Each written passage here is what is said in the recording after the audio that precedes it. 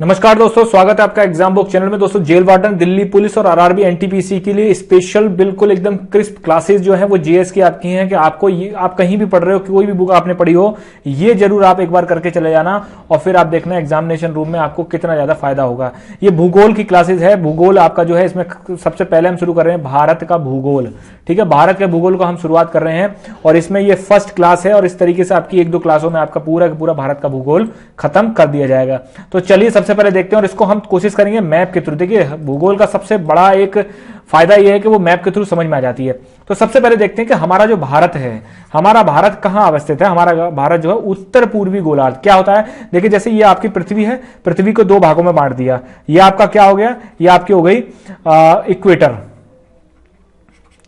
ठीक है, भूमध्य रेखा जिसको बोलते हैं, इक्वेटर हो गई। इक्वेटर का मतलब ये होता है कि एक तरीके से किसी गोले को बीच से दो भागों में बांट दो तो वो जो बीच की जो रेखा होती है उसे ही हम क्या कहते हैं, इक्वेटर कहते हैं। ठीक, यानी भूमध्य रेखा। हमारा भारत जो है वो उत्तरी गोलार्ध में, इस वाले ये जो गोलार्ध है, ये वाला, ठीक है, इस गोलार्ध में यहां पर अवस्थित है। यहां उत्तर और उत्तरी पूर्वी गोलार्ध में ये अवस्थित है हमारा। ठीक, अगर क्वेश्चन में आ जाता है कि उत्तर दक्षिणी या दक्षिणी, गलत। उत्तरी गोलार्ध में और कहां पर, उत्तर पूर्व गोलार्ध में हमारा भारत अवस्थित है। नेक्स्ट देखते हैं, क्षेत्रफल की दृष्टि से भारत 7वां देश है। ठीक है, 7वां देश भारत है। पहले नंबर पे कौन है, पहले नंबर पे आपका कौन सा, रशिया। ठीक, फर्स्ट नंबर पे रशिया है और भारत कौन से नंबर पे है, 7वें नंबर पर। फिर नेक्स्ट है कर्क रेखा, भारत के 8 राज्यों से होकर गुजरती है। अब कर्क रेखा क्या होती है, देखिए जैसे मैंने आपको बताया ये भूमध्य रेखा हो गई, उसके ऊपर यहां 23.5 डिग्री ऊपर जाके यहां से एक रेखा निकलती है, इसको बोलते हैं कर्क रेखा। और यही अगर हम दक्षिण में जाते हैं 23.5 डिग्री पर, यहां पर ये होती है मकर रेखा। देखिए, अभी आप सिर्फ इतना सा कंसेप्ट समझ लीजिए, बाकी जब मैं इसको थोड़ा डिटेल में पढ़ाऊंगा ज्योग्राफी को पूरा, तो आपको बहुत ज्यादा ही कंसेप्ट आपके क्लियर हो जाएंगे। जिंदगी में कोई क्वेश्चन कभी भी भूगोल से गलत नहीं करोगे। ठीक है, तो ये हो गई आपकी कर्क रेखा, मकर रेखा। भारत जब उत्तरी गोलार्ध में, तो सीधी सी बात है, कर्क रेखा क्या है, कर्क रेखा भारत के मध्य से गुजर कर जा रही है। क्वेश्चन ये आता है कि भारत के मध्य से रेखा जो कर्क रेखा गुजर रही है, कौन से राज्यों से गुजर कर आती है, वो हम एक बार देख लेते हैं। देखिए, मैप के थ्रू समझते हैं। बहुत ही बढ़िया, एकदम फर्स्ट क्लास आपका जो है मैप है ये। देखिए, जैसे ये आपकी गुजर रही है, ये इस तरीके से समझ लीजिए। ठीक, तो ये आपका हो गया गुजरात पहला नंबर, दूसरा राजस्थान, तीसरा मध्य प्रदेश, चौथा आपका हो गया छत्तीसगढ़, पांचवा हो गया झारखंड, छठा आपका वेस्ट बंगाल, सातवां आपका त्रिपुरा और आठवां आपका मिजोरम। ठीक है, तो ये आपके जो है कर्क रेखा पर, ये जितने भी राज्य मैंने बताए, ये सारे के सारे कर्क रेखा पर आपके, कर्क रेखा इनसे काटती है। ठीक है, उसके बाद देखते हैं कि भारत का सबसे पश्चिमी बिंदु। अब भाई भारत इस तरीके से बना हुआ है, ठीक है, ये इस तरीके से है, तो भारत इस तरीके से हो गया और इस तरीके से हो गया। तो पश्चिमी बिंदु मतलब यहां वाला बिंदु कौन सा है, ये वाला बिंदु है गौर माता। कच्छ में है ये, गुजरात में।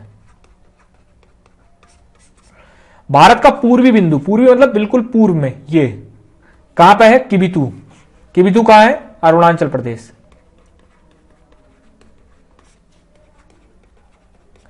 फिर है भारत का सबसे दक्षिणी बिंदु कौन सा, दक्षिणी मतलब बिल्कुल साउथ में, यहां क्यों, क्योंकि ये हमारा वो पड़ता है ना आपका अंडमान निकोबार, इसलिए यहां पे इसको क्या कहते हैं, इंदिरा कॉल। ठीक है, दक्षिणी बिंदु है इंदिरा पॉइंट और उत्तरी बिंदु मतलब सबसे नॉर्थ में यहां पर है इंदिरा कॉल। समझ में आ गया। अब आगे बढ़ते हैं। भारत मानक समय रेखा, भारत की जो मानक समय रेखा मतलब इंडियन स्टैंडर्ड टाइम, मतलब किसी भी देश का जो समय होता है वो वहां पर एक जो ब्रिटेन से जो एक रेखा गुजरी हुई है वहां से उसका समय जो है निर्धारित करते हैं। और भारत में वो जो रेखा का मल्टीप्लीकेशन चल रहा है वो आपका है, वो जो मानक समय रेखा है जहां से भारत का समय डिसाइड होता है वो है इलाहाबाद के निकट मिर्जापुर से होकर निकलती है वो। ठीक है, भारत में कहां से, इलाहाबाद के निकट मिर्जापुर से होकर वो निकलती है। ठीक, तो ये आपकी भारत की मानक समय रेखा है। ठीक, इस रेखा पर जितने भी बज रहे होंगे वो पूरे भारत में घड़ियों में वही सेट होगा। नेक्स्ट स्टेप का भारत मानक समय एवं ग्रीनविच मध्य। मैंने आपको बताया कि ब्रिटेन में एक रेखा जा रही है 0 डिग्री, उसको बोला जाता है, उसको ग्रीनविच लाइन भी बोला जाता है। वहां से भारत कितनी दूरी पर है, 5.5 घंटे की दूरी पर है, मतलब 5.5 घंटे भारत जो है वो आगे है। ठीक, हम लोग बचपन में याद है आपको, हम लोग कभी कभी हमारे पेरेंट्स जो माता पिता वो कहते थे कि विदेशी जो है हमसे पीछे हैं। ठीक, क्यों पीछे हैं, मतलब पीछे का मतलब ये नहीं कि विकास में पीछे नहीं, पीछे का मतलब यह है कि जब भारत में जो 12 बज रहा है, इस समय दिन हो रहा है, तो अमेरिका में क्या बज रहा होगा? अमेरिका में रात हो रही होगी, वो भी कल की रात, ठीक है, 21 तारीख की रात हो रही होगी। तो इसी तरीके से हम लोग जो है वो समय के रूप में आगे हैं, ठीक। इस समय हमारे यहाँ मान लीजिए अगर 12 बज रहा है, तो उस समय मतलब एक तरीके से ब्रिटेन में जो है 5.5 घंटे पीछे चल रहे होंगे वो लोग, वहां सुबह हो रही होगी, ठीक, वहां सुबह हो रही होगी, लगभग 5:30-6 बज रहा होगा। तो इस तरीके से समझ लीजिए कि भारत मानक समय, भारत में जो एक रेखा जो है वो और ग्रीनविच के मध्य कितना समय का अंतर है? 5.5 घंटे का अंतर है, ठीक है। अब ये जो भारत मानक मैंने समय बताई है, रेखा बताई है, ये भी तो किन्हीं राज्यों को काट के निकलती होगी। वो देखिए ये है, ये इस तरीके से ऐसे समझ लिए, ये ऐसे करके निकलती है, ठीक है। अब वो कौन कौन से राज्य हैं आपको राज्यों को देखना है। वो आपको उत्तर प्रदेश, ये हो गया उत्तर प्रदेश, फिर मध्य प्रदेश, नीचे मध्य प्रदेश आ गया, फिर छत्तीसगढ़, ये आपका छत्तीसगढ़ आ गया, फिर है उड़ीसा, ये उड़ीसा आ गया, और फिर आता है आपका आंध्र प्रदेश, ये आ गया आपका 5वें नंबर आंध्र प्रदेश। कितना सिंपल और कितना एकदम एक तरीके से समझ लीजिए कितना बढ़िया जो है मैप के थ्रू सारी चीजों को समझ में आ रही है, ठीक है। तो आपको ये चीज मैं बता रहा हूं, आपको बहुत अच्छे से इसको समझ लेना, ठीक है। क्वेश्चन आपका कोई भी गलत नहीं होगा। पाकिस्तान की सीमावर्ती राज्य कौन से हैं? इसी मैप पे समझ लेते हैं, ठीक, इसी मैप पर इसको समझ लेते हैं। देखिए पाकिस्तान ये रहा। अब पाकिस्तान में पहला हो गया गुजरात, दूसरा हो गया राजस्थान, तीसरा हो गया आपका पंजाब, चौथा हो गया जम्मू कश्मीर, और 5वां हो गया लद्दाख। बस यहीं पर आपको समझना है। देखिए लद्दाख, पहले लद्दाख जब से 370 धारा सेक्शन 370 जो है वो खत्म नहीं किया था सरकार ने, उससे पहले क्या था? उससे पहले ये वाला जो रीजन था, ये वाला रीजन जो था ये सब जम्मू कश्मीर कहलाता था। लेकिन 370 के बाद इस वाले रीजन को जम्मू कश्मीर कहा गया और लद्दाख का रीजन जो है यहां तक बढ़ा दिया गया। तो अब लद्दाख भी जो है वो पाकिस्तान से उसकी बाउंड्री टच होती है, पहले नहीं होती थी। इस चीज का बस ध्यान रखना आप, ठीक है। लद्दाख एक ऐसा यूनियन टेरिटरी है जिसकी सीमा पाकिस्तान और चाइना दोनों से मिलती है। समझ में आ गया? नेक्स्ट पढ़ते हैं। देखिए केंद्र शासित प्रदेश क्या है? गुजरात, राजस्थान, पंजाब, जम्मू कश्मीर और लद्दाख, ठीक। चीन की सीमा से लगने वाले राज्य फिर से मैप से समझ लेते हैं, ठीक। चीन की सीमा से लगने वाले राज्य कौन से हैं? देखिए सबसे पहले देखते हैं लद्दाख, फिर है हिमाचल प्रदेश, फिर क्या है उत्तराखंड। उत्तराखंड यहां पर क्या है? नेपाल से भी टच कर रहा है और यहां चाइना से भी टच कर रहा है, यह ध्यान रखना। फिर है सिक्किम, सिक्किम चौथा नंबर। और सिक्किम पे ध्यान रखना, सिक्किम की तीन तरफ की जो बाउंड्री है वो अलग अलग देशों से लगती है। ये बाउंड्री पूर्वी दिशा में कहां जा रहा है? वो कहां? भूटान से लग रही है। और पश्चिमी दिशा में कहां किस लग रही है? नेपाल से। और उत्तरी दिशा में कहां से लग रही है? ये आपका लग रही है चाइना से, ठीक है। तो ये हो गया। फिर हो गया आपका अंत में हो गया अरुणाचल प्रदेश, 5। देखिए चीन से लद्दाख, हिमाचल प्रदेश, उत्तराखंड, सिक्किम और अरुणाचल प्रदेश। मैप से समझिए, मैप से बेटर जो है ज्योग्राफी को कोई नहीं समझता। फिर है बांग्लादेश की सीमा से लगने वाले राज्य, बहुत ही ज्यादा सिंपल है, फिर से दोबारा मैप में समझ लेते हैं, ठीक। देखिए ये रहा बांग्लादेश, पहला नंबर वेस्ट बंगाल, दूसरा हो गया असम, तीसरा हो गया मेघालय, चौथा त्रिपुरा, 5वां मिजोरम। समझ में आ गया? अब एक चीज का ध्यान रखना कि इसमें कुछ भी पॉइंट ऐसे भी बनते हैं, वो मैं आपको आगे बताऊंगा, और जब मैं नॉर्थ ईस्ट का मैप दिखाऊंगा तब आपको बताऊंगा। जैसे पहला क्वेश्चन बनता है कि निम्न में से कौन सा ऐसा राज्य है जो 3 तरफ से जो है बांग्लादेश की सीमा घिरा हुआ है? तो त्रिपुरा एक ऐसा राज्य है जो 3 तरफ से बांग्लादेश की सीमा से घिरा हुआ है। फिर जब पूछ लेगा वो कि ऐसा कौन सा राज्य है जिसकी एक तरफ सीमा बांग्लादेश से और दूसरी तरफ सीमा किससे? म्यांमार से। वो है मिजोरम। समझ में आ गया? बहुत ही ज्यादा इंपॉर्टेंट क्वेश्चन है ये, आपको एग्जाम में कहीं ना कहीं आपको ये मिल जाएंगे, इसीलिए इनको ध्यान से समझ के पढ़ना। अब देख लेते हैं म्यांमार से लगने वाली सीमा, ठीक। अब भाई म्यांमार भी तो देश है ना, तो म्यांमार से लगने वाली सीमाएं कौन सी है? कौन सा हमारा जो राज्य है उनकी सीमाएं म्यांमार से लगती है? पहले देखिए म्यांमार कहाँ है, ठीक। देखिए ये रहा आपका म्यांमार। अब ये देखिए पहला है अरुणाचल प्रदेश, नागालैंड, फिर हो गया मणिपुर और मिजोरम। 4 राज्य जो हैं वो म्यांमार की सीमा से लगते हैं, ठीक। 4 राज्य कौन से? अरुणाचल प्रदेश, नागालैंड, मणिपुर और मिजोरम। दोस्तों एक बार अगर आपने ठीक से समझ लिया ना, तो ये चीजें आपके मैप जो है दिमाग में बसना चाहिए आपकी। अब देखिए ये देखिए वही क्वेश्चन आ गया कि त्रिपुरा एक ऐसा राज्य है जो 3 तरफ से बांग्लादेश से घिरा हुआ है। त्रिपुरा कहां है? ये देखिए ये त्रिपुरा है। ये क्या है? ये बांग्लादेश है। तो त्रिपुरा में देखिए ये आपका पूरे के पूरे पोजीशन जो है, इसको दोबारा से समझिए। देखिए ये पूरी जो बाउंड्री है यहां से लेके ये पूरी बाउंड्री किसकी है? बांग्लादेश की बाउंड्री है। और ये 3 तरफ से किससे घिरा हुआ है, ये आपका घिरा हुआ है बांग्लादेश से। ठीक है, मिजोरम पूर्वी तरफ से म्यांमार से और पश्चिमी तरफ से बांग्लादेश से। ये देखिए ये है मिजोरम और ये आपका क्या है म्यांमार। तो म्यांमार की सीमा ये देखिए, ये पूर्वी लग रही है इसकी और ये पश्चिमी लग रही है किसकी, बांग्लादेश की। सिक्किम एक ऐसा राज्य है जिसकी सीमा कहां से, ये देखिए ये है सिक्किम, ये रहा आपका क्या नेपाल, ये रहा आपका भूटान और ये रहा आपका चाइना। ठीक है, इस तरीके से आप समझेंगे तो कभी आप नहीं भूलेंगे। अरुणाचल प्रदेश एक ऐसा राज्य है जिसकी सीमा किससे लगती है, भूटान, चीन और म्यांमार। आप देख लीजिए इसको, दोबारा दिमाग में रखिए सारी चीजें। ठीक, ये देखिए ये अरुणाचल प्रदेश, ये हो गया म्यांमार, ये हो गया चाइना, ये हो गया भूटान। 3 तरफ से गिर गई। ठीक है, आगे बढ़ते हैं। बहुत ही सिंपल है दोस्तों, ज्यादा दिमाग आपको ज्यादा सोचने की, ज्यादा समझने की कोई आवश्यकता नहीं है। सिर्फ और सिर्फ आप वीडियो देख लीजिए। ठीक, और थोड़ा सा आप मेहनत कर लेंगे, आपका सिलेक्शन हर एक एग्जाम में होगा। भारतीय मानक रेखा एवं कर्क रेखा, ठीक है, कहां काटती है एक दूसरे को, छत्तीसगढ़ में काटती है भाई। कर्क रेखा ये गई, भारतीय मानक रेखा ये गई। ये वाला बिंदु कौन सा है, ये है छत्तीसगढ़। झारखंड की राजधानी रांची कर्क रेखा पर अवस्थित है। जैसे क्वेश्चन पूछ लेता है, निम्न में से किस राज्य की जो राजधानी है वो कर्क रेखा पर अवस्थित है। तो यहां पर जो है रांची जो है, जो झारखंड की राजधानी है, वो आपकी कर्क रेखा पर अवस्थित है। फिर है आपका, देखते हैं असम राज्य की सीमा से लगने वाले राज्य। एक बार क्वेश्चन आ चुका है और ठीक आगे वाले एग्जामों में भी आ सकता है। ठीक, क्या है देखिए, पहले इसको इरेज कर देते हैं थोड़ा सा। देखिए इसको, अब ये कह रहा है कि असम राज्य जो है, असम, ये निम्न में से कौन कौन से राज्य हैं जिनसे भी सीमा बनाता है। तो दोस्तों एक चीज ध्यान रखना आप कि असम एक ऐसा राज्य है जो उत्तर पूर्व के जितने भी आपके राज्य हैं सबसे सीमा लगाता है। जैसे देखिए ये आ रहा मेघालय, फिर ये देखिए इसकी एक छोटा सा एरिया टच कर रखा है त्रिपुरा में, फिर ये टच कर रहा है कहां, मिजोरम में, फिर ये टच कर रहा है कहां, मणिपुर में, ये नागालैंड में और ये अरुणाचल प्रदेश में, और इधर से कहां से टच कर रहा है, ये पश्चिम बंगाल से टच कर रहा है। ये सब पश्चिम बंगाल है, ये वाला एरिया। समझ गए? ऐसे कंसेप्ट आपको देखने को नहीं मिलेंगे, इसीलिए मैं कहता हूं अगर आपको वीडियो अच्छी लगे लाइक शेयर सब्सक्राइब करें। अगर इसकी पीडीएफ चाहिए आपको तो आप इसके जो वीडियो है वो आप आराम से देखिए। अगर आपको इसकी पीडीएफ चाहिए तो ये jail warden RRB NTPC Delhi police के लिए जो पेड बैच चल रहा है उसमें आपको इसकी पीडीएफ मिलेगी। प्राइस आपका है 99 रुपीज। कॉन्टैक्ट करने के लिए डिस्क्रिप्शन में कॉन्टैक्ट नंबर दिया गया है, आप उस पर जाकर कॉन्टैक्ट कर लीजिए, नहीं तो 9760657784 इस नंबर पर कांटेक्ट करिए, आपको डिटेल दे दी जाएगी। ठीक, आगे बढ़ते हैं। आपका असम का हो गया। फिर देखते हैं अरुणाचल, पाकिस्तान एवं भारत की सीमा रेखा को क्या बोला जाता है। देखिए ये वाला ये जो है ना, ये जो सीमा रेखा ये जा रही है, इस सीमा रेखा को क्या बोला जाता है, रेड क्लिफ रेखा। और ऐसे ही बांग्लादेश और भारत की सीमा रेखा को क्या बोला जाता है, रेड क्लिफ रेखा। देखिए पहले क्या था, 1971 से पहले पाकिस्तान और ये बांग्लादेश एक ही देश थे। इसको पूर्वी पाकिस्तान बोला जाता था बांग्लादेश को।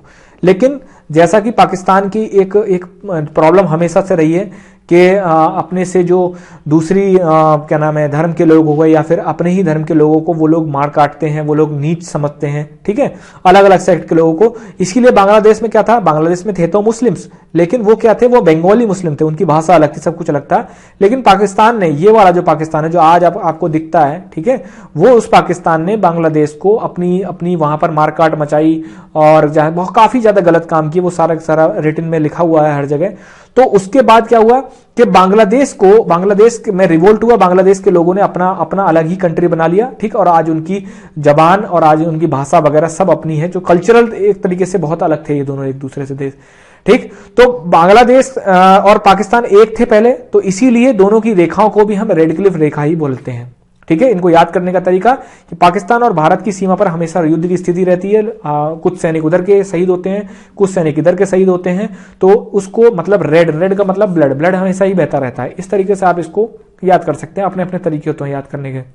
फिर है चीन और भारत के बीच में कौन सी रेखा है, उसको बोलते हैं मैकमोहन लाइन, मैकमोहन रेखा। ठीक है, नेक्स्ट है आपका भारत और पाकिस्तान के बीच में कौन सी रेखा है, वो है डूरंड रेखा। आगे बढ़ते हैं। भारत के महत्वपूर्ण चैनल कौन से हैं। चैनल का मतलब ये होता है, चैनल का मतलब ऐसे समझ लीजिए कि समुद्र में जब कोई रास्ता होता है, समुद्र में जब कोई रास्ता होता है तो उसको हम चैनल का रूप दे देते हैं। जैसे मान लीजिए कि दो बड़े बड़े एरिया हैं, ये आपका कुछ बड़ा एरिया, ये आपका बड़ा एरिया, यहां से निकलने का रास्ता है, यहां से समुद्र का रास्ता है, तो इसको हम चैनल बोल देंगे। ठीक है, जैसे 9 डिग्री चैनल, 90 डिग्री नहीं है, ये 9 डिग्री चैनल है, 9 डिग्री चैनल। ये किसके बीच में है? ये आपके लक्षद्वीप और मिनिकॉय। लक्षद्वीप क्या है? एक अलग कंट्री है। लक्षद्वीप और मिनिकॉय का है, ये आपका क्या है, जो हमारा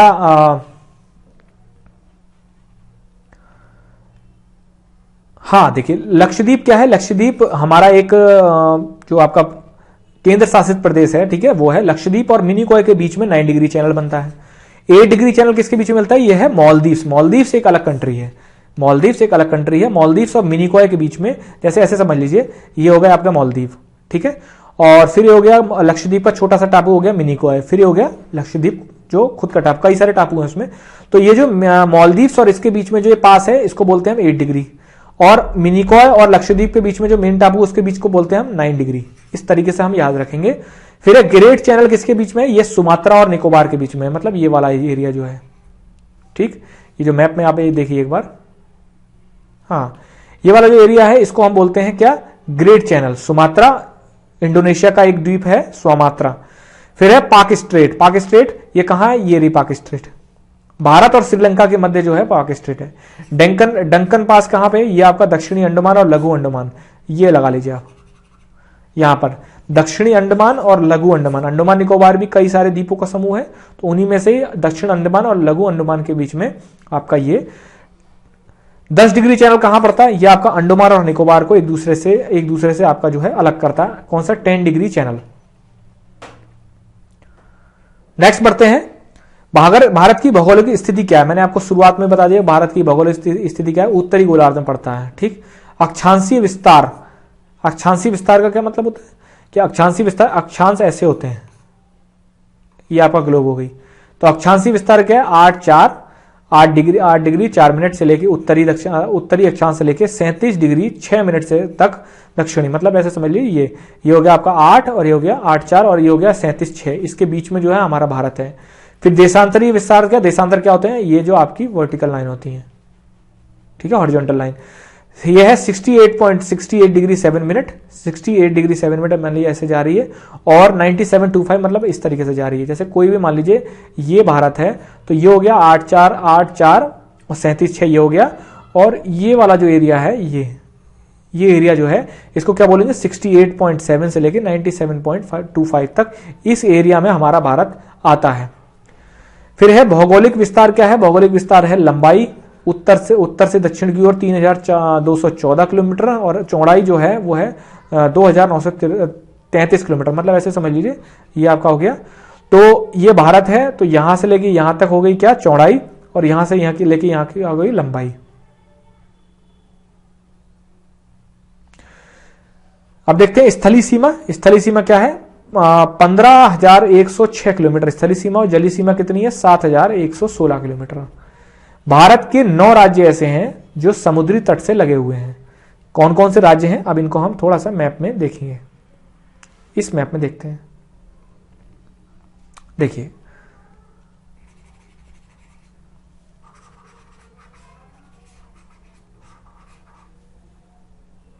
हाँ, तो कौन कौन से ऐसे राज्य हैं जो समुद्र तट से हैं? देखिए, पहला है गुजरात, दूसरा है महाराष्ट्र, तीसरा है गोवा, चौथा कर्नाटक, पांचवा केरल, छठा तमिलनाडु, सातवां आंध्र प्रदेश, आठवां उड़ीसा, और नवा वेस्ट बंगाल। समझ में आ गया आपको? बहुत ही ज्यादा सिंपल है। आप इसको बस एक बार ठीक से ध्यान से अगर आप कर लेंगे तो आपको दिमाग से आपके निकलेंगी ही नहीं चीजें। भारत के तटीय राज्यों में गुजरात की सीमा सबसे लंबी, मतलब समुद्र से सबसे लंबी सीमा रेखा किसकी लगती है? गुजरात की लगती है। विश्व के कुल क्षेत्रफल का भारत कितने परसेंट है? 2.4%। राज्यों की संख्या कितनी है? 28, क्योंकि एक पहले 29 थी, तो एक जम्मू कश्मीर हटा दिया गया, और जम्मू कश्मीर हटाने के बाद 2 केंद्र शासित प्रदेश बने। लेकिन 2 केंद्र शासित प्रदेश बनने के बाद क्या होना चाहिए? 7 और 2 9 होने चाहिए थे, लेकिन दादर एंड नगर हवेली और दमन एंड दीव को 1 कर दिया गया। तो फिर क्या हुआ? फिर 8 आपके केंद्र शासित प्रदेश हैं। भूलना मत, क्वेश्चन आ सकता है ये, क्योंकि अभी तक किसी एग्जाम में नहीं आया और ये कंफ्यूजन वाला क्वेश्चन है, तो ये आपका आ सकता है। राष्ट्रीय विरासत पशु क्या है? हाथी। राष्ट्रीय जलीय जीव क्या है? गंगा। इसका नाम क्या है? साइंटिफिक नेम क्या है? पलेटिनिस्का गंगेटिका। पौंडीचेरी जो है भारत के विस्तार, देखिए पौंडीचेरी एक केंद्र शासित प्रदेश है। ऐसे समझ लीजिए ये हो गया आपका आंध्र प्रदेश, ये हो गया आपका तमिलनाडु, ये हो गया आपका केरल। तो पौंडीचेरी जो है एक ऐसा केंद्र शासित प्रदेश है जो 3 राज्यों में फैला हुआ है। कौन सा? पहला यहां पर आता है यनम। यनम कहाँ है? यनम ये आंध्र प्रदेश में है। कराईकल कहाँ है? कराईकल आपका तमिलनाडु में है। और एक क्षेत्र इसका केरल में पड़ता है, माहे। ठीक है, तो ये आपको ध्यान रख लेना। जैसे कोई पूछ भी सकता है कि पुंडुचेरी का कराईकल एरिया किस राज्य में है, तो तमिलनाडु में है। भारतीय उपमहाद्वीप किस भूखंड का पार्ट है? ये गोंडवाना लैंड का पार्ट है। नर्मदा और ताप्ती नदियों के मध्य सतपुड़ा श्रेणी है। ऐसे समझ लीजिए, ये आपका नर्मदा है और ये आपकी ताप्ती है, इनके मध्य है सतपुड़ा। ये होगी सतपुड़ा श्रेणी, पहाड़, ये श्रृंखला है, पहाड़ी श्रृंखला। और ये हो गई क्या? विंध्य श्रेणी। अब जैसे इसमें कोई ऐसे पूछ सकता है कि विंध्य और सतपुड़ा के बीच में कौन सी नदी बहती है? नर्मदा। और सतपुड़ा विंध्य नर्मदा और ताप्ती के बीच में कौन सी श्रेणी है? वो है सतपुड़ा। इस तरीके से आप ध्यान रख लेना। ठीक है, चलिए चलते हैं। माउंट एवरेस्ट को नेपाल में सागर माथा के नाम से जाना जाता है। ठीक है, आप अगर नेपाल कभी गए हो तो वहां अगर सिक्का लाए हो तो उसके पीछे क्या है? सागर माता, मतलब माउंट एवरेस्ट का जो है एक चित्र बना रहता है। नीलगिरी की पहाड़ी पूर्वी घाट और पश्चिमी घाट के मध्य स्थित है, नीलगिरी। ठीक है, ये आपका पूर्वी घाट और पश्चिमी घाट को मिलाते हैं तो वहीं पर नीलगिरी है। ठीक है, और भारत का सर्वोच्च पर्वत चोटी कौन सी है? वो है गॉडविन ऑस्टिन, K2 जिसको बोला जाता है। और कुछ हम देख लेते हैं कि कुछ दर्रे, जैसे सबसे प्रमुख दर्रे हैं माना, नीति, लिपुलेख। ये 3 दर्रे कहां है? ये उत्तराखंड में है। रोहतांग दर्रा कहां है? ये आपका हिमाचल प्रदेश में है। ठीक है, और सर क्रीक विवाद जो है वो किसके मध्य है? भारत और पाकिस्तान के। ये कच्छ में एक एरिया है, कच्छ की जो खाड़ी है उसमें एक एरिया है, कौन सा? सर क्रीक, उसी के मध्य जो है पाकिस्तान। और पाकिस्तान आप जानते हो कि वो किसी न किसी रूप में जो है लड़ने की कोशिश करता है। जलवायु, जलवायु में देखते हैं भारत की औसत वार्षिक वर्षा कितनी? 125 सेंटीमीटर है। भारत में ग्रीष्मकालीन मानसून की दिशा, गर्मियों जो मानसून आता है, आपको ध्यान होगा गर्मियों में जो मानसून आता है लगभग जुलाई के टाइम पे, जून जुलाई के टाइम पे, तो वो किस दिशा से आता है? तो ये देखिए, ये है भारत हमारा, ये है केरल, तो ऐसे आता है। समझ गए? तो कौन सी दिशा हो गई? ये हो गया दक्षिण और ये हो गया पश्चिम। दक्षिण पश्चिम दिशा से ही हमारे देश में मानसून की एंट्री होती है। एक बार नहीं, 1000 बार ये क्वेश्चन आया है। भारत की जलवायु कैसी है? तो उष्ण कटिबंधीय हमारी जलवायु है, उष्ण कटिबंधीय। ठीक है, भारत में सर्वाधिक वर्षा पश्चिमी घाट और उत्तर पूर्वी क्षेत्र में होती है। पश्चिमी घाट कौन सा है? ये जो आपका महाराष्ट्र और ये कर्नाटक, केरल, ये वाला जो एरिया है, यहां पर पश्चिमी यहां पर पड़ती है। और उत्तर पूर्व चले जाओ वहां अरुणाचल प्रदेश, असम, मेघालय, यहां पर पड़ती है। पश्चिम बंगाल और असम में ग्रीष्म ऋतु में चलने वाली पवनों को क्या कहते हैं? काल बैसाखी। ये बहुत तेजी से हवाएं चलती हैं और थोड़ी सी बारिश करती हैं, तो जो वहां की फसल होती है उसके लिए बहुत ज्यादा इंपॉर्टेंट मानी जाती है। भारत में सबसे कम वर्षा वाला क्षेत्र कौन सा है? वो है लेह। विश्व की जलवायु को कोपन याद रखना, क्वेश्चन ऐसे भी आ सकता है। मैं बता रहा हूं आपको, एक लाइन में 2 क्वेश्चन भी बन सकते हैं। अगर आप इसको ध्यान से पढ़ेंगे तो आपको हर क्वेश्चन हो जाएगा। जैसे विश्व की जलवायु को किसने भागों में बांटा है? कोपन। विश्व की जलवायु को कोपन ने कितने वर्गों में बांटा है? 5। हो गए 2 क्वेश्चन। कॉफी वर्षा कहां पर पड़ती है? कर्नाटक में। अब ये नहीं कि आसमान से कॉफी बरस रही है, नहीं। कॉफी वर्षा का मतलब होता है जिस समय कॉफी उत्पन्न हो रही होती है, जिस समय उसके पौधे थोड़े से बड़े हो रहे थे, उसी समय कर्नाटक में एक वर्षा होती है, थोड़ी सी छींट के हिसाब से हल्की हल्की वर्षा होती है। वो कॉफी के पौधों के लिए बहुत ज्यादा उपजाऊ मानी जाती है, इसलिए उसको कॉफी वर्षा बोला जाता है। आम्र वर्षा कहां पड़ती है? ये आपका केरल और तटीय कर्नाटक में, केरल और कर्नाटक में कह सकते हैं इसको। ये आम्र वर्षा। आम्र वर्षा का मतलब भी ऐसा नहीं कि आसमान से जो आम्र बरसेंगे, नहीं। आम्र वर्षा मतलब जब आम में बौर आ रहा होता है, हल्का सा छोटी छोटी आम होती है, छोटी छोटी अमियां टाइप की होती है, तो उसमें जब बारिश पड़ती है तो वो तेजी से बड़ी होती है और उस फसल के लिए बहुत ज्यादा फायदेमंद होती है। भारत में मानसून का आगमन सबसे पहले कहां होता है? केरल में। मैंने आपको बता चुका हूं ये ऊपर ही। भारत में सर्वाधिक वर्षा जून से सितंबर के माह में होती है। ठीक है, क्योंकि जून के माह में क्या होता है? मानसून आता है और सितंबर के माह में मानसून जाता है। तमिलनाडु में वर्षा नवंबर दिसंबर में होती है। क्यों? ऐसे समझ लीजिए इसको, ये आपका मानसून आया, लेकिन यहां पर जो है, यहां पर थोड़ी सी पहाड़ियां हैं और ये जो तमिलनाडु वाला एरिया है ये इन हवाओं से छुप जाता है थोड़ा सा, इस वजह से यहां पर, और यहां पर कोई पहाड़ी भी नहीं है जो कि यहां इन्हें रोक के पानी बरसा दे, नहीं। तो ये सीधे ऐसे करके निकल जाते हैं नॉर्थ ईस्ट। उत्तर पूर्व। तो यहाँ ये जो है ये आपका एरिया तमिलनाडु वाला बचा रहता है। लेकिन जब ये हवाएं सितंबर में वापस आ रही होती हैं ऐसे करके, तो यहां से पानी भरती हैं बे ऑफ बंगाल, बंगाल की खाड़ी से, और यहां बारिश कर देती हैं और वापस चली जाती हैं, ऐसे समझ लीजिए। तो तमिलनाडु में वर्षा कब होती है? नवंबर दिसंबर में। और तमिलनाडु में वर्षा कहां किस एरिया से होती है? वो होती है उत्तर पूर्व। अब देखिए ये जो एरिया है यहां से जो मैंने आपको बताया दक्षिण पूर्व है, लेकिन ये वाला एरिया कौन सा है जहां पर तमिलनाडु पर उत्तर पूर्व से आ रही है ना हवाएं। तो भारत में सर्वाधिक दैनिक तापांतर कहां पे होता है? राजस्थान। तापांतर का मतलब ऐसे समझ लीजिए कि जब आप राजस्थान अगर कभी गए होंगे तो दिन का तापमान बढ़ जाता है और रात में अचानक ठंडा हो जाता है, बहुत ज्यादा ठंडा हो जाता है कि आपको कंबल वगैरह ओढ़ने लग जाएंगे। क्यों? क्योंकि रेत जो है वो अपने अंदर से पूरी की पूरी गर्मी छोड़ देता है, ऐसे समझ लीजिए आप। फिर थोड़ा सा मृदाओं के बारे में पढ़ लेते हैं।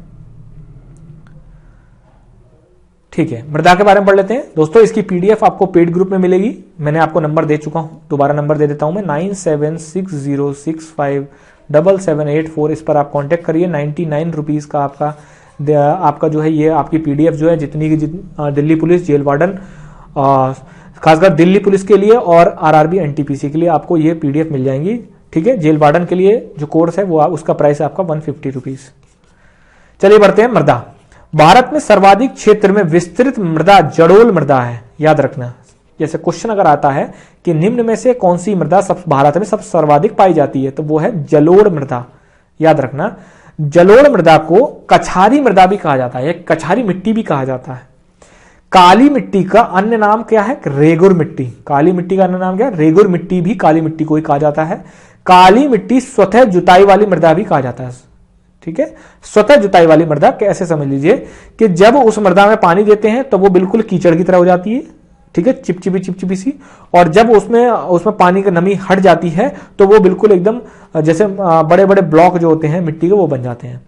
ठीक है, तो आपस में ये जब ठंडा मतलब जब गर्मी ज्यादा पड़ती है तो वो एकदम क्रैक हो जाती है मिट्टी, और जब दोबारा हल्का पानी पड़ता है तो वो बिल्कुल मिक्स हो जाती है, तो वो जुताई की तरह हो जाती है। कपास की खेती किस में सबसे उपयुक्त होती है? काली मिट्टी जो है वो कपास के लिए एक तरीके से रामबाण होती है। कपास की खेती ज्यादातर 90% जो खेती होती है वो कपास की काली मिट्टी में ही करी जाती है। लेटेराइट मिट्टी में किस तत्व की मात्रा सर्वाधिक होती है? वो है लोहा। ठीक, और ये सबसे कम उपजाऊ होती है, याद रखना। जैसे ऐसे समझ लीजिए जहां पर सर्वाधिक वर्षा होती है वहां पर क्या होता है कि ऊपर की जो परत होती है वो हट जाती है और रेड कलर का जो है पूरी मिट्टी हो जाती है, वो उपजाऊ नहीं रह जाती है। लेटेराइट मिट्टी सर्वाधिक कहां पाई जाती है? कर्नाटक, केरल, महाराष्ट्र। और क्यों पाई जाती है?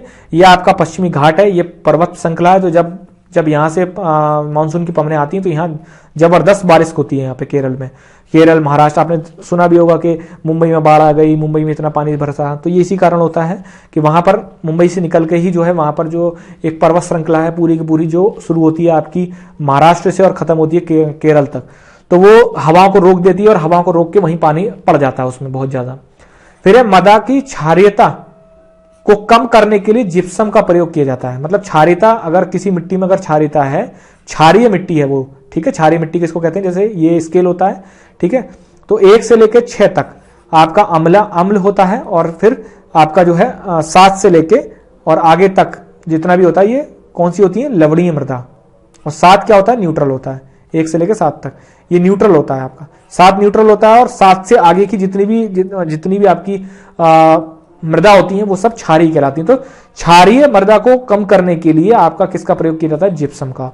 और जब मृदा में अम्ल ज्यादा होता है, मतलब मृदा का जो पीएच होता है वो 1 से लेकर 7 तक होता है, तो उसको कम करने के लिए क्या करा जाता है? उसको नॉर्मल करने के लिए चूना पत्थर का प्रयोग किया जाता है, मतलब न्यूट्रलाइज किया जाता है, जिससे कि इसका जो इसमें ये उपजाऊ हो सके। सबसे कम जलधारण क्षमता, मतलब जलधारण मतलब ऐसी मिट्टी जिसमें कि पानी कम समय तक रह सकता है, वो है बलुई दोमट। बलुई मतलब बालू, रेत। तो रेत में आप कितना ही पानी डालो, रेत पानी रोक ही नहीं सकता। तो यही मिट्टी जो होती है तो कम जल धारण क्षमता कौन सी है? बलुई दोमट मृदा। सबसे अधिक जल धारण करने वाली मृदा कौन सी है? चिकनी मिट्टी। चिकनी मिट्टी अगर किसी ने देखी हो तो बहुत चिकनी सी होती है और उसको किसी भी शेप में ले आते हैं, तो उसमें जल धारण क्षमता जो होती है सर्वाधिक होती है।